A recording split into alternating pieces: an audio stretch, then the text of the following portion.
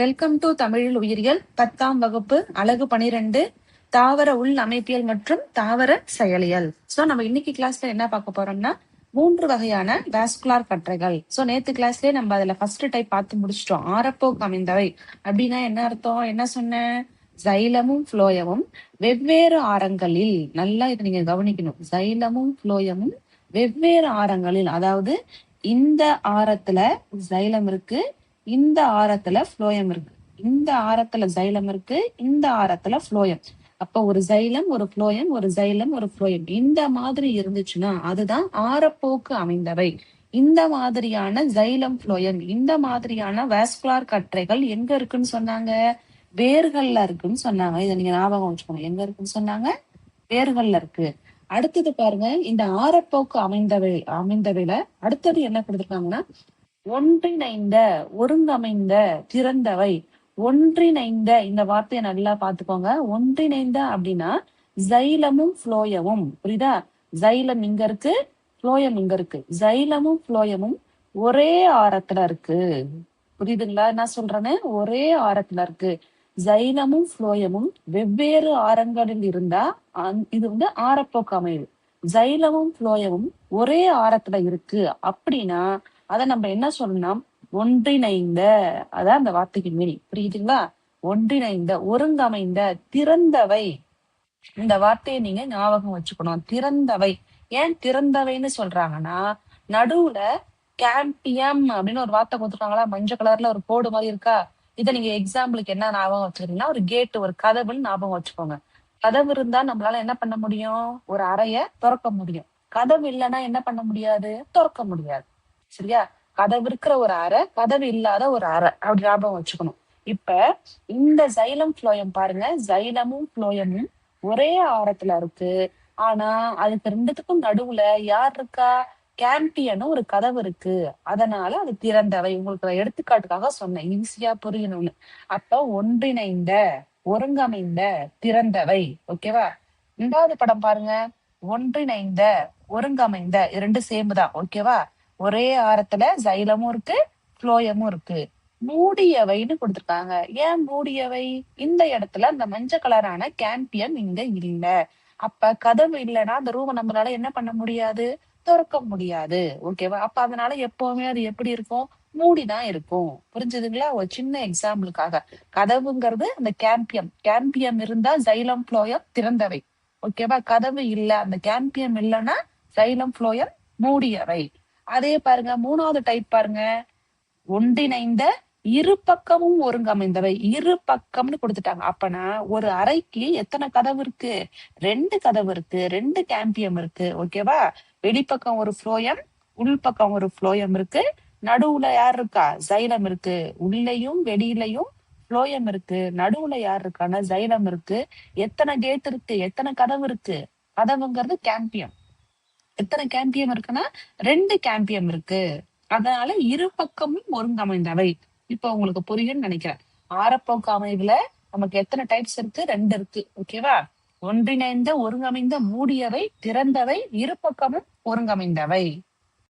ஆரப்போக்கு அமைவு உள்ள வாஸ்குலார் கற்றை எங்க இருக்கு? வேர்கள்ல இருக்குன்னு பாத்திருக்கோம். அடுத்து இப்ப ஒரு 3 டைப் பாத்திருக்கோம்ல, ஒன்றிணைந்த, ஒருங்கமைந்த, திறந்தவை, மூடியவை. இதெல்லாம் எங்க இருக்குன்னு பாப்போம் வாங்க. மேல பாருங்க. இப்ப ஒன்றிணைந்த வாஸ்குலார் கற்றை, சைலமும் புளோயமும் ஒரே ஆரத்தில், இததான் நீங்க ஞாபகம் வச்சுக்கணும். அதுவே இந்த இடத்துல பாத்தீங்கன்னா வெவ்வேறு ஆரங்களில், வெவ்வேறு ஆரங்களில் அப்படின்னு சொன்னாங்கன்னா அது வந்து ஆரப்போக்கு அமைவு. ஓகேவா? ஒரே ஆரத்தில்னா நீங்க எதை ஞாபகம் வச்சுக்கணும்? ஒன்றிணைந்த வாஸ்குலார் கற்றை. அதுல வந்து எத்தனை வகைகள் இருக்கு? 2 வகைகள் இருக்கு. ஃபர்ஸ்ட் ஒன் ஒருங்கமைந்தவை. சைலம் மையப்பகுதியை நோக்கியும் புளோயம் வெளிப்புறத்தை நோக்கியும் அமைந்துள்ளது. சைலத்திற்கும் புளோயத்திற்கும் இடையில் கேம்பியம், கேம்பியம்ங்கிறது என்னது? அந்த மஞ்சள் கலர் லைனு கேட்டுன்னு நான் சொன்னேன். ஓகேவா? அந்த கேட்டு இருந்தா அதை நம்ம என்னன்னு சொல்லுவோம்? திறந்த ஒருங்கமைந்த வாஸ்குலார் கற்றை. ஓகேவா? எடுத்துக்காட்டு எங்க? தாவர தண்டு. அப்ப அது எங்க இருக்கு?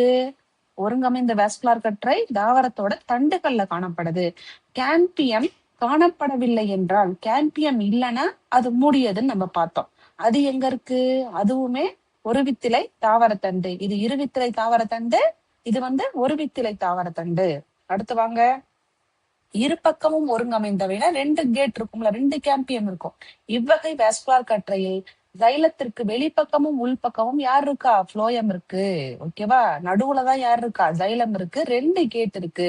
இது எங்க இருக்குன்னா, எடுத்துக்காட்டு குக்கர் பிட்டா. குக்கர் பிட்டா அப்படின்னா என்ன அர்த்தம் அப்படின்னா, அதிகமான விதையுள்ள கனிகள். அதாவது பூசணிக்காய், பரங்கிக்காய், வெள்ளரிக்காய் இதெல்லாம் பாத்துக்கிட்டீங்கன்னா நிறைய விதைகள் இருக்கும். அந்த மாதிரி நிறைய விதையுள்ள தாவரங்களை தான் என்னன்னு சொல்லுவோம்னா குக்கர் பிட்ஸ் அப்படின்னு சொல்லுவோம். சோ திரும்பவும் நல்லா சொல்றேன் கவனிங்க. இந்த ஆரப்போக்கு அமைவு அப்படின்னா என்ன அர்த்தம்னா, ஜைலமும் புளோயமும் வெவ்வேறு ஆரங்கள்ல இருந்துச்சுன்னா அது ஆரப்போக்கு அமைவுன்னு சொல்லுவோம். இந்த மாதிரியான வாஸ்குலார் கற்றை எங்க இருக்கு? வேர்கள்ல இருக்கும் அப்படின்னு படிச்சிருக்கோம். ஓகேவா? அடுத்தது ஒன்றிணைந்த ஒருங்கமைந்த திறந்தவை அப்படின்னா என்ன அர்த்தம்னா, ஜைலமும் புளோயம் நமக்கு எப்படி இருக்கும்? ஒரே ஆரத்துல இருக்கும். ஒரே ஆரத்துல இருந்துச்சுன்னா அவதான் ஒன்றிணைந்த ஒருங்கமைந்த திறந்தவை அப்படின்னு சொல்லுவோம். ஏன் திறந்தவைன்னு நம்ம சொல்லியிருக்கோம்? அங்க நமக்கு கேம்பியம் இருக்கு. மூணாவது பாருங்க, கேம்பியம் இல்லாததுனால அதை மூடியவின்னு சொல்றோம். அடுத்தது 2 கேம்பியம் இருந்ததுனால இரு பக்கமும் ஒருங்கமைந்தவை அப்படின்னு சொல்றோம். இப்ப புரியுதா உங்களுக்கு? இப்ப இது கவனிங்க. ஃபர்ஸ்ட் ஆரப்போக்கு அமைவு வேர்ல இருக்கு. இந்த ஒன்றிணைந்த ஒருங்கமைந்த திறந்தவைங்கிறது எங்க இருக்கு? தண்டுகள்ல இருக்கு. இது ரெண்டுமே தண்டு தான். அதாவது திறந்தவை மூடியவை ரெண்டுமே தண்டு. இது வந்து இருவித்திலை தாவரத்தண்டு, இது வந்து ஒரு வித்திலை தாவரத்தண்டு. புரியுதா? இது வந்து ஒரு வித்திலை தாவரத்தண்டு, இது வந்து இருவித்திலை தாவரத்தண்டு. ஓகேவா? மூணாவது ஒன்றிணைந்த இரு பக்கமும் ஒருங்கமைந்தவை. இந்த டைப் எங்க இருக்கும்னா குக்கர் பிட்ஸ்ன்னு படிச்சோம். குக்கர் பிட்ஸ்னா என்ன அர்த்தம்? அதிகமான விதையுள்ள தாவரங்கள்ல இந்த மாதிரியான ஜைலம் புளோயம் இருக்கு. புரிஞ்சுதுங்களா? அடுத்தது பாருங்க, லாஸ்ட் டைப் 2, சூழ்ந்தமைந்த வாஸ்குலார் கற்றை அப்படின்னு சொல்றாங்க. சூழ்ந்தமைந்த அங்கே கொடுத்துட்டாங்க. சூழ்ந்து இருக்கு. ஒண்ணு ஜைலத்தை சுத்தி புளோயம் இருக்கலாம், இல்லைன்னா புளோயத்தை சுத்தி ஜைலம் இருக்கலாம். படத்தை பாருங்க. இங்க ஜைலம் சூழ் வாஸ்குலார் கற்றை, புளோயம் சூழ் வாஸ்குலார் கற்றைன்னு இருக்கு. ஓகேவா? புளோயம் சூழ்ந்த வாஸ்குலார் கற்றைனா ஜைலம் உள்ள இருக்கு, ஜைலத்தை சுத்தி புளோயம் இருக்கு. ஜைலம் சூழ்ந்த அப்படின்னா இங்க பாருங்க, புளோயம் உள்ள இருக்கு, ஜைலம் வெளில இருக்கு. இந்த மாதிரியான வாஸ்குலார் கற்றைகள் எந்த பிளான்ட்ஸ்ல இருக்கு பாருங்க. ஜைலம் சூழ் வாஸ்குலார் கற்றை எங்க இருக்குன்னா ட்ரெஸ்ஸினா. இதெல்லாம் அழகு தாவரங்கள், முள் செடிகள்னு சொல்லுவோம். சரியா? அந்த மாதிரி தாவரங்கள்ல ஜைலம் சூழ் வாஸ்குலார் கற்றை இருக்கு. புளோயம் சூழ் வாஸ்குலார் கற்றை எங்க இருக்குன்னா பெரணிகள். இதுவும் எடுத்துக்காட்டு தான். பூலாம் பூக்காது, இதெல்லாம் இலை மட்டும்தான் வரும். சரியா? அழகு தாவரங்கள்னு சொல்லுவோம். அந்த மாதிரி தாவரங்கள்ல இந்த மாதிரி புளோயம் சூழ் வாஸ்குலார் கற்றைகள் இருக்கு.